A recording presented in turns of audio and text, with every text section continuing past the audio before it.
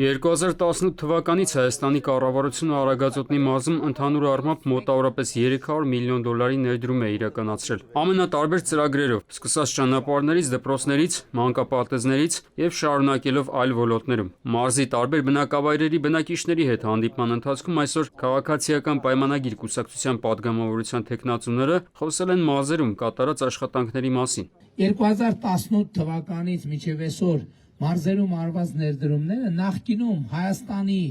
մարզերում երբեք այդ ծավալի ներդրումներ չի արվել նույն ժամանակահատվածում, դու նույնիսկ ժամանակահատվածից դուրս։ Ինչքան արվել է վերջին 8 տարվա ընթացքում։ 2018 թվականից ի վեր կառավարությունը 5 անգամ 5 տարբեր որոշումներով բարձրացրել է թոշակները։ Փաշինյանի խոսքով Հայաստանում թոշակը հասցվել է այնպիսի մակարդակի, որ թոշակառուն կարող է իր թոշակով ծայրը ծառին հասցնել։ Կարող ենք ասել, որ նա ապրում է ճոխության մեջ։ Ոչ, նշել է քաղաքացիական պայմանագրի առաջնորդը։ Սակայն նվազագույն սպառողական զամբյուղի ծախսերը թոշակառուն կարողանում է հոգալ։ Մենք պիտի ապահովենք, որ նվազագույն սպառողական զամբյուղից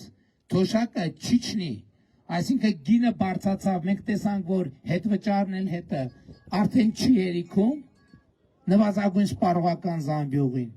Մենք այդ թոշակը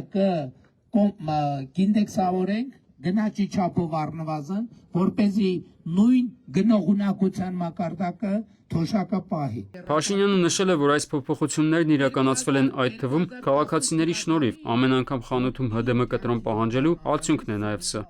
Արմեն Աթելյան, ժամը լրատվական։